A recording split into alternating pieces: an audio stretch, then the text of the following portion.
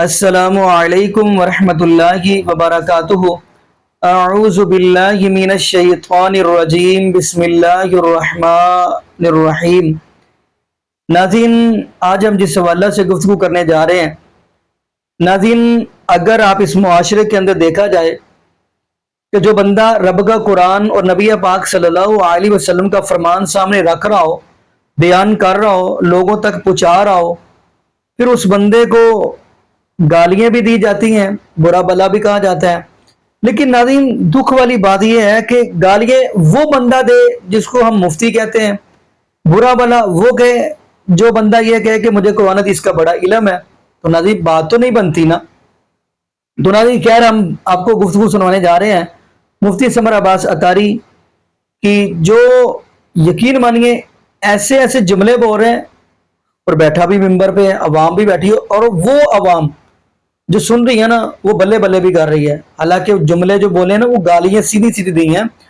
تو ناظرین، گالی کس کو دی جا رہی ہے؟ مرزا علی انجینئر حافظہ اللہ تعالیٰ کو۔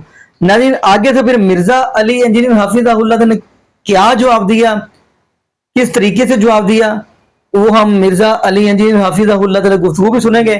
تو ساتھ ہی ہم آپ کو پہلے مفتی سمر عباس اتاری کی ویڈیو دکھاتے ہیں، ساتھ ہی ہم آپ کو مرزا علی انجینئر حافظہ اللہ تعالیٰ کی ویڈیو دکھاتے ہیں، پھر انشاءاللہ ناظرین اسی حوالہ سے ہم بھی گفتگو کریں گے۔ تو آئیے ناظرین مل کے گفتگو سنتے ہیں۔ بابیادہ مخالف ہے ہی ہے نا، وہ جڑا الو دا پٹھا ہے، اور مرزا جی آپ پتہ نہیں پلمبر جا کیا بلا ہے وہ، لیکن یہ بھکبک نہیں کرنی چاہیے، اور ہر ولی کی دشمنی، اور کبھی غوث پاک کی، کبھی حضرت جنید بغدادی، کبھی باجد بستامی کی۔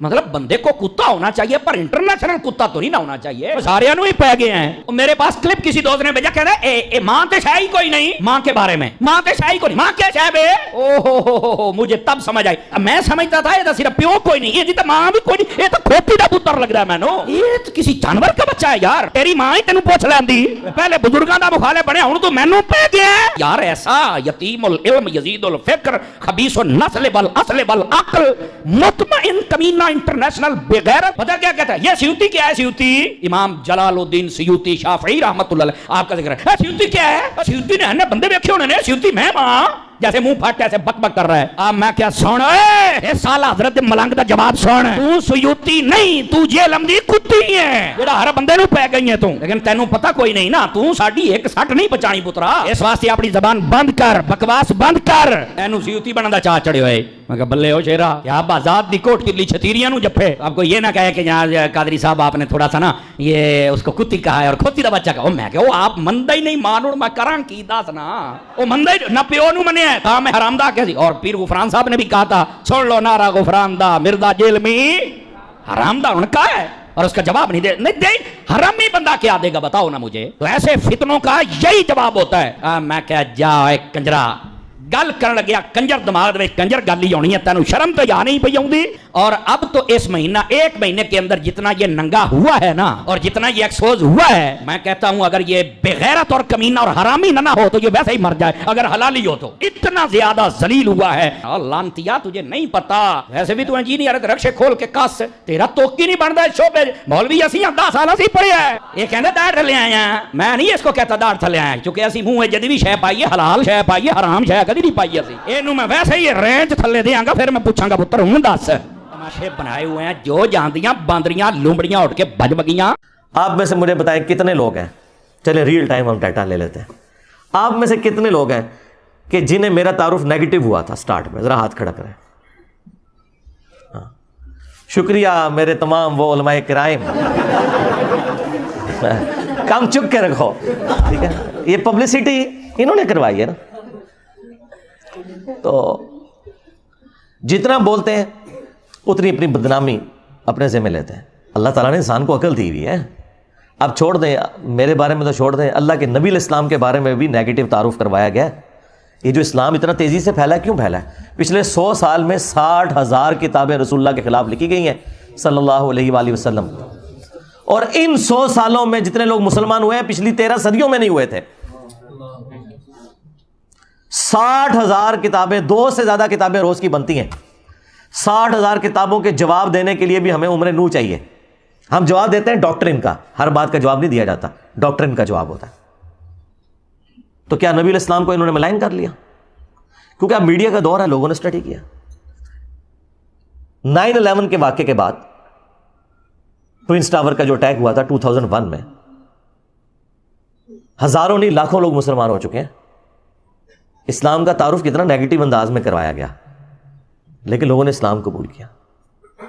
یار جن لوگوں کی ڈیوٹیاں لگی کہ تم نے نبی الاسلام کو ملائن کرنے کے لیے کتاب لکھنی ہے، اسلام کے خلاف کتاب لکھنی ہے، انہوں نے اسلام قبول کر لیا. یہ طاقت ہے نا. تو اسلام کی طاقت، سچائی کی طاقت اتنی بڑی ہے کہ اس کے آگے کوئی بند نہیں باندھ سکتا. تو ان لوگوں کا شکریہ جو اس طرح کی مخالفت کرتے ہیں. میں نے شروع میں یہ بات کی تھی کہ اگر آپ لوگ چاہتے ہیں کہ آپ کے فرقے 30-40 سال اور نکال دیں تو خاموشی میرے بارے میں اختیار کر لیں. جتنا بولیں گے اتنی جلدی آپ کے فرقے ختم ہوں گے، کیونکہ میں نے تو چپ نہیں رہنا. میں تو ہر بات کا جواب دوں گا اور میں اور ایکسپوز کروں گا. اب تو خیر باتیں ریپیٹ ہی کرنی پڑتی ہیں، آلموسٹ کوئی اعتراض بچا ہی نہیں دنیا کا جو میرے پہ نہ لگایا ہو. تو میں جواب دے چکا ہوں، اب تو مجھے جواب بھی دینے کی ضرورت نہیں پڑتی. پرانے کلپس ہی جوڑ کے ہمارے اسٹوڈنٹس خود ہی جواب دے دیتے ہیں. تو یہ کلپ کاٹنے سے مجھے کوئی نقصان نہیں ہوگا. بار بار مجھے قادیانی کہنا، اس میں سے کیا نکلا ہے؟ انہوں نے نقصان اٹھایا نا. قادیانی یہ کہتے رہے میں نے چشتی رسول اللہ، اشعری رسول اللہ پڑھ کے انہوں نے چولہا لا کے رکھ دیتی ہیں. یہ اس کی وجہ سے ہی ہوا نا سب کچھ. تو انہوں نے نقصان ہی اٹھایا نا اس کی وجہ سے. جتنا پروپیگنڈا کرتے ہیں میں اتنا ہی پھر دلیری کے ساتھ آ کے نہ مقابلہ کرتا ہوں کہ یار یہ یوں نہیں، یہ یوں تھا. ایک ایک چیز کا آگے جواب دیتا ہوں، کوئی لحاظ نہیں کرتا. ابھی وہ اگلے دن ایک مولانا صاحب نے میرے خلاف کلپ چڑھایا ہوا اور گالیاں دیں. یقین کریں ہمارے اسٹوڈنٹس کو تو جو بیچارے جذباتی قسم کے ہیں نا، وہ ویڈیوز دیکھ کے غصہ آتا ہے. جو میرے ساتھ بیٹھنے والے ہیں نا، وہ میرے ساتھ بیٹھ کے ہنستے ہیں صرف ویڈیوز دیکھ کے. میں آج تک اپنے کسی میرے خلاف جتنی بھی گالی گلوچ والی ویڈیو ہے، مجھے کبھی بھی دیکھ کے نہ تو کبھی غصہ آیا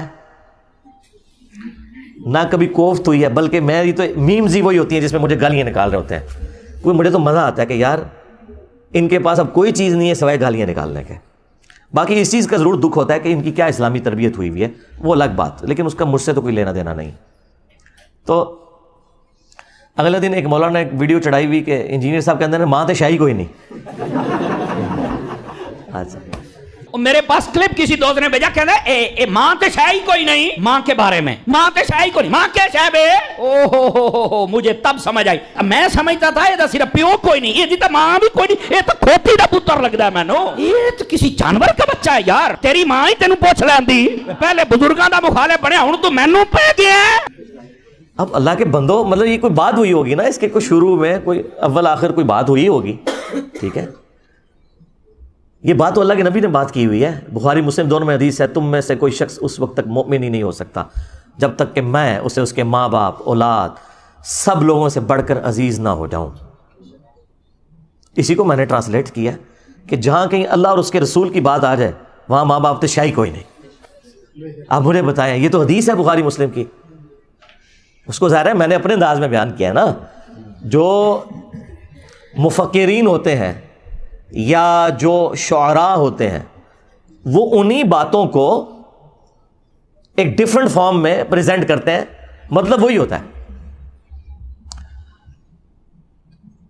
صحیح مسلم میں حدیث ہے کہ بے شک اللہ تعالیٰ اس کتاب کی وجہ سے بعض لوگوں کو عروج دیتا ہے اور بعض کو پستی کا شکار کرتا ہے. اور یہ چونکہ مضارع کا صیغہ مستقبل کو بھی کفایت کرتا ہے کہ اللہ قرآن کی وجہ سے کچھ لوگوں کو عروج دے گا، کچھ کو زوال دے گا. لیکن ڈاکٹر اقبال نے اسی حدیث کو ٹرانسلیٹ کیا ہے ماضی کے صیغے میں. وہ زمانے میں معزز تھے مسلمان ہو کر اور تم خوار ہوئے تارک قرآن ہو کر. یہ جواب شکوہ کا شعر. حدیث میں تو یہ نہیں تھا. حدیث میں یہ تھا کہ اس کتاب کی وجہ سے قوموں کو عروج ملے گا اور بعض کو زوال ملے گا. مستقبل کی خبر تھی. ڈاکٹر اقبال نے اسے ماضی کی خبر بنایا کیونکہ آج ہم مستقبل میں بیٹھے ہیں، ہمارے لیے تو ماضی ہو چکا ہے. ہمارے ساتھ جو کچھ ہوا، چاہے وہ ہمارے ساتھ تاتاریوں نے کیا یا کلونین پاورز نے کیا، ہم نے خواری تو کاٹ لی ہے. تو اسی بات کو ایک ڈیفرنٹ انداز میں انہوں نے پہنچا دیا کہ محمد سے وفا تو نے تو ہم تیرے ہیں، یہ جہاں چیز ہے کیا لوح و قلم تیرے ہیں. اس پہ جواب شکوہ کنکلوڈ ہوا ہے نا. دیکھیں مولویوں کی کوئی تقریر ڈاکٹر اقبال کے شعروں کے بغیر مکمل نہیں ہوتی. اور کہتے ہیں علامہ اقبال نے فرمایا. علامہ اقبال کو کیڑی ڈگری سی؟ دسو ہاں. تمہارے بڑے بڑے مفتی علامہ اقبال کو کوٹ کرتے ہیں اور علامہ کہتے ہیں. علامہ تو وہ نہیں تھے, وہ تو ڈاکٹر تھے. فلسفی میں انہوں نے پی ایچ ڈی کی ہوئی تھی. دین انہوں نے اسی طرح حاصل کیا جس طرح میں نے. بہرحال میں نے تو الحمدللہ جس لیول کے اوپر آپ کے سامنے بیان کیا ہے, تو ڈاکٹر اقبال نے بھی ویسے بیان نہیں کیا کہ آپ کو آیات یا حدیث کے کوئی حوالے بتائے ہوں, لیکن انہوں والے تک علامہ اقبال کہتے ہیں, انہوں تک کہنا چھوڑ دیں کہ محمد سے وفاتوں نے تو ہم تیرے ہیں, یہ جہاں چیز ہے کیا لوح و قلم تیرے ہیں. یہ اللہ کی طرف سے انہوں نے جواب دیا کہ اگر تو نے میرے نبی کے ساتھ وفا کی نا اے امت محمدیہ صلی اللہ علیہ وآلہ وسلم, پھر ہم تیرے ہو جائیں گے. اور یہ دنیا تو کوئی چیز نہیں, لوح و قلم پہ بھی فیصلے پھر تمہاری دعاؤں کے اوپر ہوں گے اگر تم میرے نبی کے وفادار رہے. اب یہ قرآن و حدیث میں ان الفاظ کے ساتھ تو کہیں بات موجود نہیں, لیکن پورے قرآن و سنت کی تھیم یہی ہے کہ کی محمد سے وفات ہونے تو ہم تیرے ہیں, یہ جہاں چیز ہے کیا لوح و قلم تیرے ہیں. لہٰذا وہ حدیث کہ تم مومن ہی نہیں ہو سکتے جب تک کہ میں تمہیں تمہارے ماں باپ اولاد سب لوگوں سے بڑھ کر عزیز نہ ہو جاؤں, یہ حدیث پڑھ کے اس کی جب تھیم بیان کرے انسان, ان لوگوں کو سمجھائے کہ جن کی مائیں کہتی ہیں کہ اگر تو نے داڑھی نہ کٹائی تو میں دودھ نہیں بخشوں گی, اور زبردستی وہ بچوں کی داڑیاں مڑوا کے اپنے لیے بھی جہنم کا سبب کرتی ہیں اور اپنی اولاد کو بھی جہنم میں دھکیلتی ہیں, اور اپنی بچیوں کا حجاب اتروا دیتی ہیں کہ اچھے رشتے نہیں ملیں گے, اور بعد میں بھی جو ملتے ہیں رشتے وہ بھی جو گند کھاتے ہیں بعد میں وہ بھی پتہ چل جاتا ہے. تو ایسے ماں باپ کو پھر ہم نہ سنائیں کہ ہم نے اللہ اور اس کے رسول کی بات ماننی ہے, تو سیدھے شاہی کوئی نہیں. ماں باپ کے ساتھ حسن سلوک کا حکم اللہ نے دیا ہے. اگر ماں باپ اللہ اور اس کے رسول کے باغی ہیں پھر ان معاملات میں ان کی بات نہیں مانی جائے گی.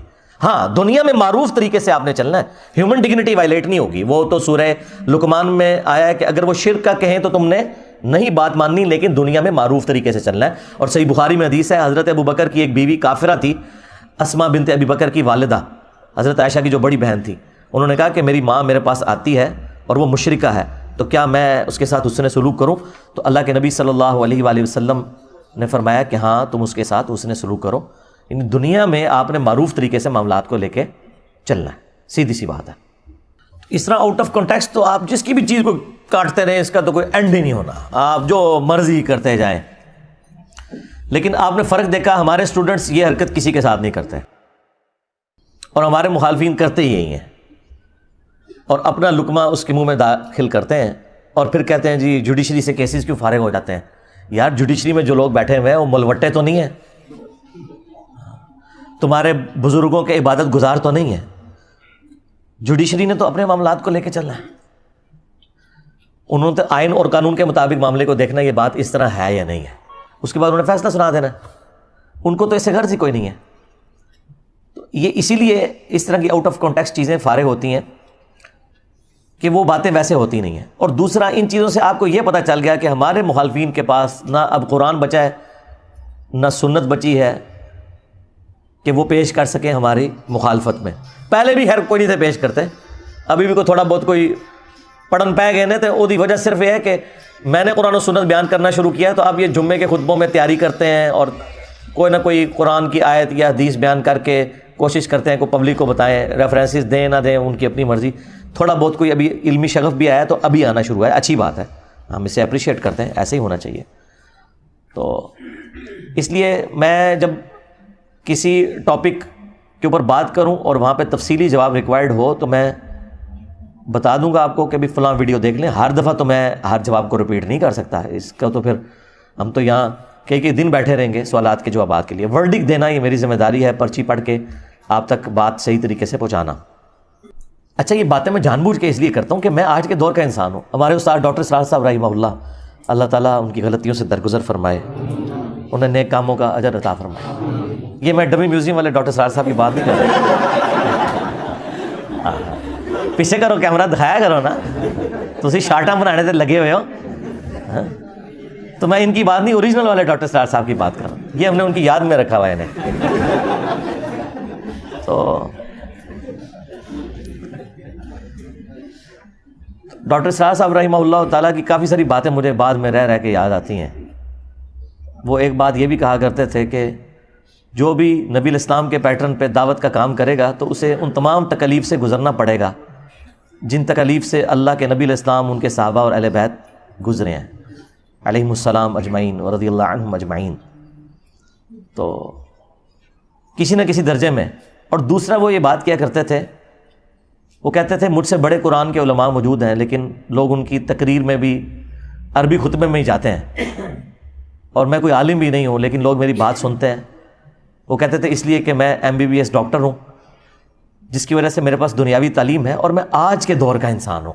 جب میں بات کرتا ہوں تو میری آڈینس کو پتہ چل جاتا ہے کہ یہ کوئی 700-800 سال پہلے کوئی ابن تیمیہ کا شاگرد کہیں سے کوئی لمبی عمر پا کے تو بات نہیں کر رہا، یا کوئی 150 سال پہلے کوئی اشرف تھانوی صاحب کے پاس کوئی بیٹھنے والا کوئی بابا نہیں تھا کہ وہ پرانی اردو میں اور پرانی مثالوں میں باتیں کر رہا ہے، بلکہ وہ فیل کرتے ہیں کہ یہ آج کے دور کا انسان ہے۔ تو اس میں میں نے ایک اور چیز ایڈ کر دی ہے کہ چونکہ میری طبیعت کے اندر مزاح ہے، تو میں کوشش کرتا ہوں کہ اس انداز میں بھی، مزاح کے انداز میں بھی کوئی بات کنوے ہو جائے کسی سلوگن کے ذریعے، کسی اور ذریعے سے، کہ آپ کے دماغ میں نقش ہو جائے۔ جی ناظرین، آپ نے یہ ویڈیو ملاحظہ فرمائی۔ ناظرین، اگر آپ صحیح البخاری کی حدیث دیکھیں گے تو جناب محمد رسول اللہ صلی اللہ علیہ وسلم نے فرمایا کہ جو بندہ گالی گلوچ کرتا ہے وہ فاسق ہے۔ آمینہ کے لال جناب محمد رسول اللہ صلی اللہ علیہ وسلم کا دوسرا فرمان دیکھتے ہیں تو فرمایا منافق کی نشانی جو ہے، ان نشانیوں میں سے ایک یہ بھی ہے کہ بات بات پہ گالی گلوچ کرتا ہے۔ نمبر 3 ہم آمینہ کے لال جناب محمد رسول اللہ صلی اللہ علیہ وسلم کی اگلی حدیث دیکھتے ہیں۔ یہ صحیح البخاری کی حدیث ہے اور غالباً کتاب الرؤیا کے اندر حدیث موجود ہے۔ تو ناظرین، اب حیران ہوں گے کہ گالی گلوچ کرنا، پھر جھوٹے الزام لگانا، یہ بھی ہم بات کرتے چلیں۔ صحیح البخاری کی حدیث ہے کتاب الرؤیا کے اندر۔ ناظرین یقین مانیے، میں کہتا ہوں سارے گناہوں کی جڑ اگر ہے وہ ہے جھوٹ۔ بندہ جھوٹ سے توبہ کر لے، میرے خیال سے بندہ ہر برائی سے بچ سکتا ہے۔ تو خیر ناظرین، صحیح البخاری کی حدیث ہے کتاب الرؤیا کے اندر، اسی والا سے بھی ہم بات کرتے چلیں۔ بات یہ ہے کہ نبی پاک صلی اللہ علیہ وسلم سوئے ہوئے ہیں۔ جیسا کہ آپ کو ناظرین پتہ ہے کہ نبی پاک صلی اللہ علیہ وسلم سوئے ہوئے ہوں تو دل جاگتا ہوتا ہے۔ تو 2 آنے والے آئے ہیں انسانی صورت کے اندر، یعنی وہ فرشتے آئے تھے، نبی پاک صلی اللہ علیہ وسلم کو لے کر چل پڑے۔ یہ حدیث صحیح البخاری کتاب الرؤیا کے اندر آپ کو مل جائے گی، یعنی خوابوں کی تعبیر۔ وہ نبی پاک صلی اللہ علیہ وسلم کو لے کر چل پڑے تو چلتے چلتے تو کیا دیکھا، ایک آدمی، یعنی پنجابی میں کہتے ہیں پیرا پار بیٹھا، یعنی پاؤں کے بل بیٹھا ہوا تھا۔ دوسرا پیچھے سے ادھر سے لوہے کی تار کھینچ کے ادھر سے ڈال کر منہ سے تو گدی تک لے کے آ رہا تھا، پھر ادھر سے ڈالتا لوہے کی تار، پھر ادھر تک لے کے آ رہا تھا۔ تو نبی پاک صلی اللہ علیہ وسلم فرمانے لگے یہ بندہ کون ہے؟ وہ آگے کہنے لگے آگے چلتے ہیں۔ آگے چلتے گئے تو آگے کیا دیکھا، ایک آدمی الٹا لیٹا ہوا ہے اور دوسرا آدمی اس کے سر میں بھاری پتھر مار رہا ہے اور اس کا سر کچلی جا رہا ہے۔ نبی پاک صلی اللہ علیہ وسلم فرمانے لگے یہ کون ہے؟ فرمایا آگے چلیے۔ آگے چلتے ہیں تو ایک بندہ خون کی نہر کے اندر نہا رہا ہے اور نکلنے کی کوشش کرتا ہے، اور کنارے پہ ایک آدمی بیٹھا ہوا ہے، وہ پتھر مار کے دوبارہ دھکیل دیتا ہے۔ نبی پاک صلی اللہ علیہ وسلم فرمانے لگے یہ بندہ کون ہے؟ فرمایا آگے چلیے۔ آگے لے کے چل پڑے تو ایک تندور کی شکل ہے جس کے اندر مرد اور عورت جل رہے تھے۔ نبی پاک صلی اللہ علیہ وسلم فرمانے لگے یہ کون ہے؟ کہنے لگے اللہ کے محبوب علیہ السلام جی آگے چلیے۔ آگے گئے تو آگے ایک درخت تھا، درخت کے نیچے چھوٹے چھوٹے بچے، ننے منے بچے کھیل رہے تھے اور خوبصورت بچے، اور ساتھ ہی ایک بزرگ خوبصورت بیٹھے ہوئے تھے۔ نبی پاک صلی اللہ علیہ وسلم فرمانے لگے یہ کون ہے؟ کہنے لگے آگے چلیے۔ اب درخت کے اوپر گئے تو ایک خوبصورت محل کوٹھی نظر آئی، تو اس کے اندر لوگ چل پھر رہے تھے، یعنی سیر و تفریح کر رہے تھے۔ نبی پاک صلی اللہ علیہ وسلم فرمانے لگے یہ کون ہے؟ تو کہنے لگے آگے چلیے۔ اوپر لے کے گئے، اوپر اس سے بھی زیادہ خوبصورت محل یعنی کوٹھی تھی۔ تو نبی پاک صلی اللہ علیہ وسلم فرمانے لگے یہ کس کا محل ہے، کس کی کوٹھی ہے؟ تو کہنے لگے اللہ کے محبوب علیہ السلام جی آپ کی ہے۔ تو نبی پاک صلی اللہ علیہ وسلم فرمانے لگے پیچھے ہو جو، مجھے اس کے اندر داخل ہونے دے۔ تو وہ آگے سے کہنے لگے اللہ کے محبوب علیہ السلام جی ابھی آپ کی عمر کمپلیٹ نہیں ہوئی، جب کمپلیٹ ہوگی آپ اسی کے اندر داخل ہوں گے۔ تو خیر نبی پاک صلی اللہ علیہ وسلم فرمانے لگے کہ آپ نے مجھے اتنا گھمایا، اتنا پھرایا۔ ناظرین یہ حدیث سنانے کا مقصد یہ ہے کہ بندہ جھوٹ جیسی لعنت سے بچا رہے نا تو بندہ ہر گناہ سے بچ جاتا ہے۔ تو خیر ناظرین یہ پوری حدیث سنانے کا مقصد یہ تھا کہ چلو ہر بات کا بھی آپ کو علم ہو جائے. پہلا جو بندہ تھا نا اب وہ بتانے لگے ہیں کہ اللہ کے محبوب علیہ السلام جی ہم دو فرشتے ہیں, ایک اسرافیل ہے دوسرا میکائیل ہے. تو وہ کہنے لگے اللہ کے محبوب علیہ السلام جی جو بندہ بیٹھا ہوا تھا پاؤں کے بل اور اس کے منہ کے اندر یہ وراش کے اندر یعنی ڈال کے تو لوہے کی تار کھینچا جا رہا ہے. فرمایا اللہ کے محبوب علیہ السلام جی آپ کا امتی ہے, یہ دنیا میں رہ کر جھوٹ بولا کرتا تھا اس لیے اس کو سزا مل رہی ہے. دنیا میں رہ کر جھوٹ بولا کرتا تھا. ناظرین اب ایک بات ذہن میں اور آ گئی, وہ یہ ہے کہ ہم نے اسپیشل معاذ اللہ استغفر اللہ ایک دن ہی ایسا رکھا ہوا ہے جھوٹ بولنے والا, 1 اپریل, جس کے اندر معاذ اللہ لوگ جھوٹ بولتے ہیں. استغفر اللہ معاذ اللہ. خیر آگے ہم چلتے ہیں. تو نبی پاک صلی اللہ علیہ وسلم کو فرمانے لگے, وہ دونوں آدمی کہنے لگے اللہ کے محبوب علیہ السلام جی ایک وہ آدمی جو الٹا لیٹا ہوا تھا, بھاری پتھر اس کے لگ رہا تھا, سر کچل رہا تھا, یہ آپ کی امت کا وہ بندہ ہے جس نے رات تو سو کر گزار دی لیکن دن کو بھی قرآن کی تلاوت نہ کی, یہ وہ بندہ ہے. نمبر 3 فرمایا جو خون کی نہر کے اندر نہا رہے ہیں, جو خون کی نہر کے اندر نہا رہے ہیں وہ سودی کاروبار کیا کرتا تھا. نمبر 4 جو تندور کے اندر جل رہے ہیں یہ زانی مرد اور عورتیں ہیں.